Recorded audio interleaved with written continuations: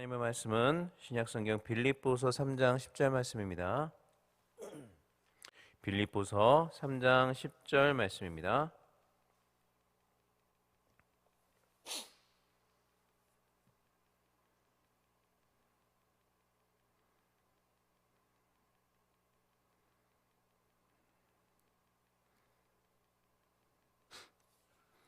빌립보서 3장 10절 말씀 다 찾으신 줄 알고 한 목소리를 같이 읽겠습니다. 내가 그리스도와 그 부활의 권능과 그 고난에 참여함을 알고자 하여 그의 죽으심을 본받아. 아멘. 오늘은 고난주간의 시작을 알리는 종려주일입니다. 왜 오늘을 종려주일이라고 하는지 혹시 아십니까? 예수님께서 예루살렘에 입성하시는 이날에 많은 무리가 종려나무 가지를 흔들며 호산나 주의 이름으로 오시는 이여 찬송하리로다 라고 외쳤기 때문에 그 종려가지를 흔들었다 라고 해서 오늘을 종려주일이라고 이야기를 합니다. 마태복음 21장 8절로 9절 말씀인데요, 제가 한번 읽어보겠습니다. 무리의 대다수는 그들의 겉옷을 길에 펴고 다른 이들은 나뭇가지를 베어 길에 펴고 앞에서 가고 뒤에서 따르는 무리가 소리 높여 이르되 호산나 다윗의 자손이여 찬송하리로다 주의 이름으로 오시는 이여 가장 높은 곳에서 호산나 하더라. 그러니까 이 장면은 왕의 입궁이나 전쟁에서 승리한 개선 장군의 행렬을 연상케 합니다. 그래서 이 장면만 보면은 우리가 예수님께서 예루살렘에 들어가시는 그 입성하시는 길은 영광의 길이구나 라고 생각하기 쉽습니다. 그런데 여러분, 우리는 이러한 사람들의 환호성 뒤에 감추어진 깊은 진실을 보아야 합니다. 예수님의 이 예루살렘 입성은 결코 영광을 위한 그러한 행진이 아니었습니다. 오히려 고난과 죽음을 위한 그러한 결연한 발걸음이었다라고 이야기해야 더욱더 맞는 이야기입니다. 그런데 그 고난과 죽음이 자신을 위한 것이 아니었습니다. 예수님 자신을 위한 것이 아니라 바로 저와 여러분과 같은 우리를 위한 그러한 발걸음이었습니다. 우리 하나님의 아들이 그럴 의무가 없으심에도 불구하고 우리를 사랑하사 이 땅에 오셨고 또 자발적으로 그렇게 고난의 길을 자처해서 가신 것입니다. 그분은 원래 근본 하나님의 본체이십니다. 그리고 그렇지만 오히려 자기를 비워서 종의 형체를 가지사 우리와 같은 인간이 되셨습니다. 그리고 우리를 위해 자기를 낮추시고 죽기까지 복종하사 기꺼이 그 고난과 죽음의 길을 가셨던 것이죠. 빌립보서 2장 6절로 8절 말씀도 제가 한번 읽어보겠습니다. 그는 근본 하나님의 본체시나 하나님과 동등됨을 취할 것으로 여기지 아니하시고 오히려 자기를 비워 종의 형체를 가지사 사람들과 같이 되셨고 사람의 모양으로 나타나사 자기를 낮추시고 죽기까지 복종하셨으니 곧 십자가에 죽으심이라.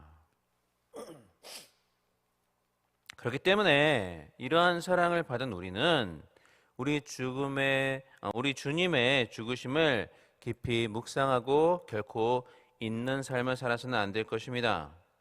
묵상할 뿐만 아니라 오늘 본문 말씀처럼 주님의 그 고난에 동참하는 삶을 살아야 하리라 믿습니다. 주님이 걸어가신 그 고난의 길을 따라가는 삶을 살아야 한다는 거죠. 오늘 본문 말씀 다시 한번 읽어보겠습니다. 빌립보서 3장 10절 말씀 다 같이 읽겠습니다. 시작. 내가 그리스도와 그 부활의 권능과 그 고난에 참여함을 알고자 하여 그의 죽으심을 본받아. 아멘.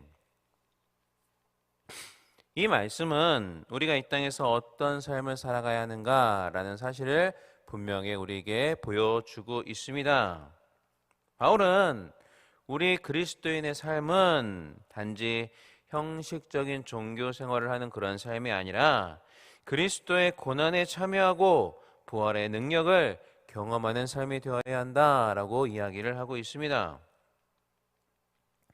우리는 이 땅에서 살아가면서 주님의 은혜 가운데 그 부활의 능력을 부분적으로 이미 맛보고 있습니다. 그러나 그 부활의 능력이 우리 안에서 완전히 이루어지는 것은 우리가 이 세상의 삶을 마치고 주님 앞에 가서 주님의 얼굴을 얼굴과 얼굴로 맞대는 그 순간일 것입니다.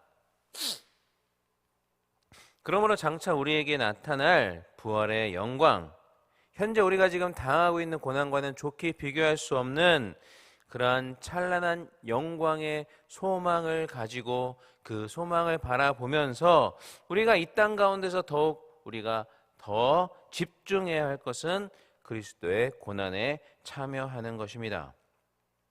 그렇게 그리스도의 고난에 동참하는 자만이 또한 참된 부활의 영광에도 참여를 할 수가 있게 되는 것이죠.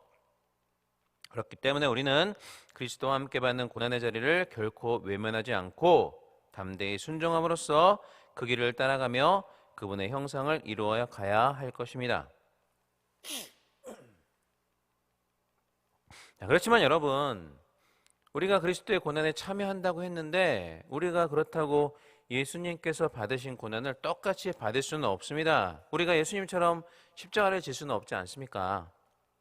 그러나 바울은 우리에게 여전히 그리스도의 고난에 참여하라 라고 이렇게 이야기를 하고 있습니다.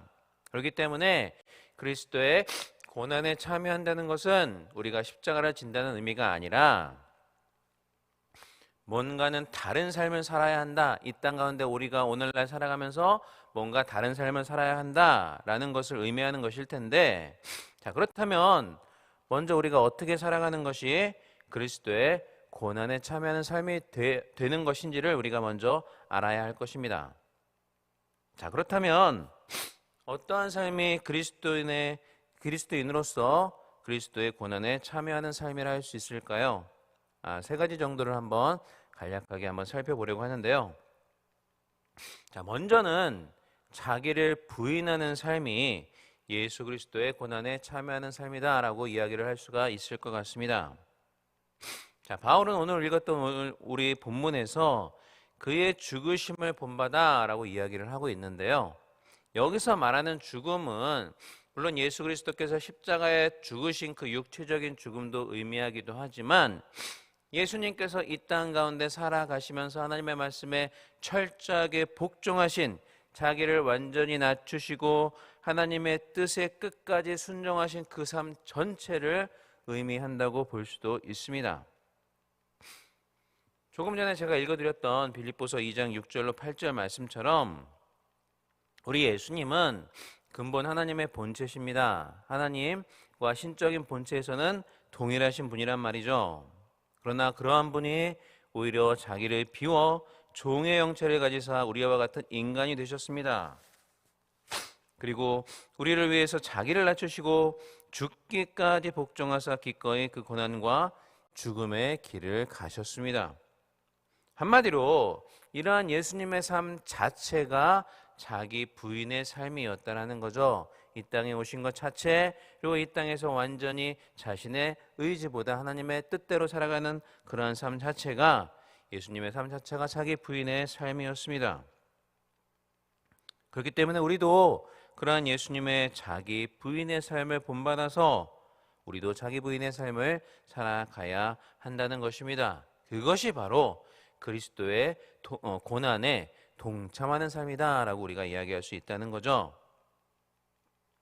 그래서 예수님께서도 자기를 따라오려거든 자기를 부인하고 자기 십자가를 지고 따라오라 라고 말씀을 하셨습니다.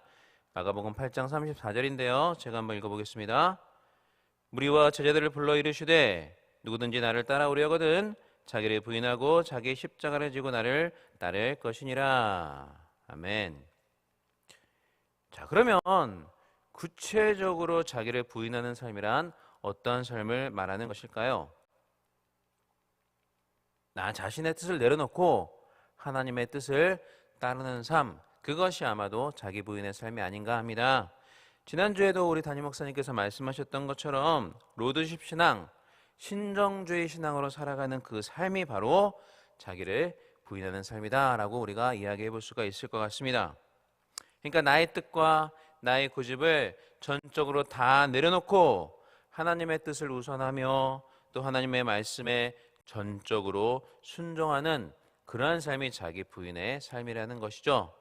바라기는 그러한 자기 부인의 삶을 살아가는 저와 여러분이 될 수 있기를 간절히 바랍니다. 네, 두 번째로 그리스도의 고난에 동참하는 삶은 세상과의 갈등을 감당하는 삶이라고 이야기해 볼 수가 있을 것 같습니다. 자, 우리가 주님의 말씀을 따라 살아가다 보면요, 세상과 갈등이 일어날 수밖에 없습니다. 왜냐하면 우리 예수님 자신께서 세상과 갈등하셨고, 아니 세상으로부터 배척을 받으셨기 때문이죠. 처음에 말씀드렸던 것처럼 종려나무 가지를 흔들고 호산나 찬송하리로다 그렇게 외쳤던 그 군중들이 나중에는 예수님을 십자가에 못 박으라고 소리치는 그러한 성난 군중이 되었습니다. 우리 예수님은 자기를 향해서 환호성을 지르던 백성에게들조차 나중에는 배척을 받으셨던 그러한 분이셨다라는 거죠. 그렇기 때문에 우리가 예수님을 따라 살아가려고 하면, 또한 그분의 고난에 참여하는 삶을 살려고 하면 이 세상과의 갈등을 우리는 감당하는 삶을 살 수밖에 없는 것입니다. 특별히 요즘 얼마나 우리 기독교에 대해서 부정적인 시각이 팽배하고 있습니까? 예수님을 믿는다는 그 사실만으로도 세상 사람들은 지금 우리를 굉장히 삐딱하게 바라보고 있습니다. 그러한 시선을 견뎌내며 살아야 하는 것이 오늘날 우리들의 현실인 것이죠. 이렇게 기독교의 부정적인 현실 가운데서 우리가 살아가다 보면, 그리스도인으로서 살아가다 보면 분명히 손해를 받을 수밖에 없습니다. 하나님의 말씀대로 살아가다 보면 오해를 받을 때도 있고 때로는 외로워질 때도 있어요. 받지 않아도 될 불이익을 받아야 할 때가 있고, 또 사람들의 따가운 시선을 견뎌내야 할 때가 있고, 또 원하지 않는 그러한 갈등을 불러일으킬 수도 있습니다. 그러나 그러한 삶이 바로 주님의 고난에 동참하는 삶이다라는 사실을 우리는 알아야 하는 것이죠. 그러한 갈등이 존재하는 사실이 우리가 주님이 걸어가신 그 길을 잘 따라가고 있구나라는 사실을 증거해주는 증거물이 된다는 겁니다. 그러므로 여러분, 비록 우리가 예수님을 믿다 보면 그렇게 세상과 갈등이 일어날 수밖에 없고, 그렇게 갈등을 일으키고 세상의 박수는 받지 못할 수 있습니다. 그러나 주님은 그 길 위에서 우리와 함께 동행하시고 우리와 함께 하시며 주님의 고난에 동참하는 삶을 살아가는 우리를 칭찬해 주실 것입니다. 우리의 눈물과 상처를 닦아주시고 우리를 어루만져 주실 것이라는 말이죠. 그렇기 때문에 비록 세상과 갈등이 있다 할지라도, 주님을 믿는다는 그 이유 때문에 갈등이 생긴다 할지라도 기꺼이 그러한 갈등을 받아들이시고 주님과 함께 그 고난의 길을 걸어가는 여러분들이 되시기를 간절히 바랍니다. 자, 마지막으로 그리스도의 고난에 참여하는 삶이란 이웃을 위한 희생과 섬김의 삶이라고 볼 수가 있겠습니다. 자, 주님은 자신이 아니라 우리를 위해서 기꺼이 자신의 생명을 주셨습니다. 주님의 죽으신 그 자체가 이웃을 위한 희생과 섬김이었다라는 것이죠. 그렇기 때문에 그리스도를 본받는 삶을 살아가며 그 고난의 길을 따라가는 우리도 마땅히 우리 이웃을 섬기며 이웃을 위해서 나를 내어주는 그러한 희생의 삶, 섬김의 삶을 살아가야 할 것입니다. 우리 초대교회 신자들이 바로 그러한 삶을 살았습니다. 특별히 전염병이 창궐하여 가족들마저도 그들을 다 버리고 떠나버렸던 그때 호련히 어디선가 나타나서 정말 죽음을 무릅쓰고 그렇게 전염병에 들렸던 이웃들을 고쳐주었던 자들, 우리가 코로나 시절에 많이 들었지 않습니까? 파라볼라노이라는 그러한 삶을 살았던 자들, 위협을 무릅쓰는 그러한 삶을 살았던 자들의 모습을 우리는 초대교회 신자들의 모습 가운데 발견할 수가 있습니다. 그렇게 그들이 희생하고 섬기는 모습을 보였을 때 오해로 인해서 박해를 받던 우리 기독교는 믿지 않는 자들의 그러한 마음 가운데 서서히 복음의 씨앗을 뿌려 나갔습니다. 그리고 그들의 섬김과 희생이 믿지 않는 자들의 삶을 변화시켰습니다. 그리고 그 힘이 바로 기독교를 그렇게 박해하던, 거의 250년간이나 기독교를 박해했던 그 로마를 오히려 정복하였던 것입니다. 칼과 창이 아니라 희생과 섬김의 그 복음의 능력으로 우리 선조들은 로마를 정복했던 것입니다. 오늘 말씀을 맺겠습니다. 오늘부터 시작되는 이 고난주간, 우리는 예수 그리스도의 고난을 단지 감상적으로만 묵상하는 자리에 머물러서는 안 될 것입니다. 주님의 고난에 참여하는 삶을 우리는 살아야 합니다. 그 삶은 곧 자기를 부인하는 삶이고 세상과의 갈등을 감당하는 삶이며 또 이웃을 섬기기 위해 자신을 내어놓는 그러한 실천적인 신앙의 삶이다라고 할 수가 있겠습니다. 그 길은 결코 쉽지만은 않을 것입니다. 그러나 그 길의 끝에는 부활의 영광이 기다리고 있음을 기억하시기 바랍니다. 바울은 우리가 당하는 현재의 고난은 장차 우리에게 나타날 영광과 좋게 비교할 수 없을 것이다 라고 분명히 우리에게 말씀을 하셨습니다. 그러므로 사랑하는 여러분, 현재의 고난과는 좋게 비교할 수 없는 그 부활의 영광을 소망하면서 주님이 먼저 홀로 걸어가셨던 그 길을 묵묵히 따라가시기를 바랍니다. 이번 한 주간 주님의 십자가를 깊이 묵상하며 여러분의 삶 속에서 주님의 고난에 참여하는 삶을 살아가시기를 바랍니다. 특별히 이번 한 주간 고난주간 특별 밤 기도회가 지속이 되는데요, 많이 참석하셔서 주님을 깊이 묵상하고 주님을 위해서 기도하고 이웃을 위해서 기도하고 나 자신을 위해서 기도하는 귀한 시간들을 보내실 수 있는 여러분들이 되시기를 주님의 이름으로 간절히 축원합니다. 예, 기도하겠습니다. 하나님 아버지 감사합니다. 우리의 고단한 몸을 깨워주시고 이 새벽에 하나님께 예배드리고 기도할 수 있는 은혜의 시간을 허락하심을 진심으로 감사를 드립니다. 또한 말씀을 통해 우리에게 귀한 은혜를 주심을 감사합니다. 주님이 홀로 가신 그 길, 그 고난의 길에 동참하는 우리가 되게 하여 주옵소서.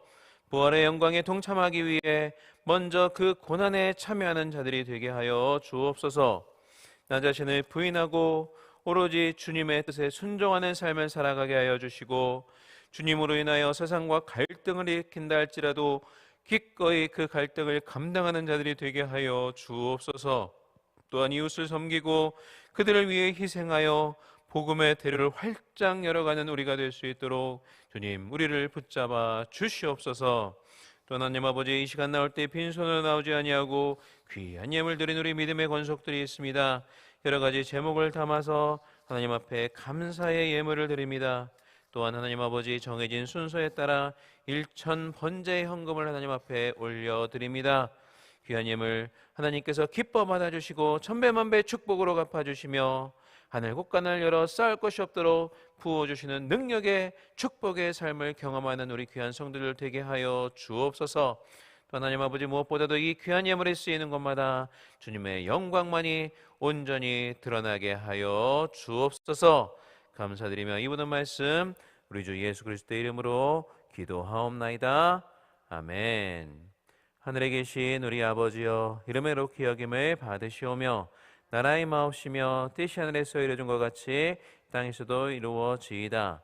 오늘날 우리에게 일용할 양식을 주옵시고 우리가 우리에게 죄 지은 자를 사하여 준 것 같이 우리 죄를 사하여 주옵시고 우리를 시험에 들게 하지 마옵시고 다만 악에서 구하옵소서. 대개 나라와 권세와 영광이 아버지께 영원히 있사옵나이다. 아멘. 우리 이 시간 다 같이 합심하여 기도하겠습니다. 먼저 우리 교회와 또 우리 담임 목사님을 위해서 기도해 주시기를 바랍니다.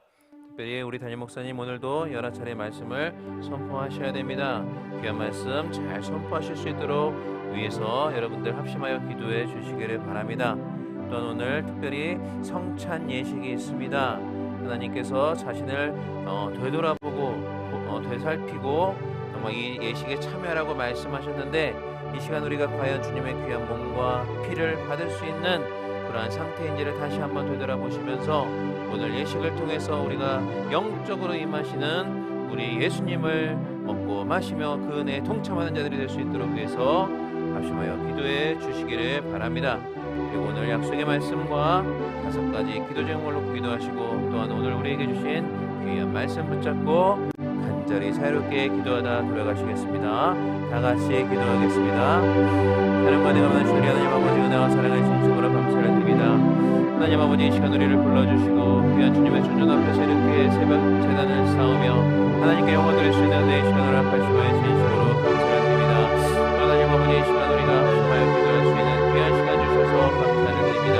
우리 담임 목사를 위해서 기도할 때에 귀한 말씀 잘 선포하실 수 있도록 도와주시고 말씀이 선포될 수 있도록 주님 붙잡아 주옵소서. 오늘 있을 성찬 예식을 통해서 주님께서 영광 받아 주시고 우리에게 부어주시는 영적으로 임재하시는 주님의 그 은혜에 동참하는 우리가 될 수 있도록 아버지 함께하여 주옵소서. 오늘 드려지는 모든 예배마다 주님 함께하시고 은혜로 함께하여 주시며 신령과 진정의 예배가 드려질 수 있도록 주님 우리를 온전히 붙잡아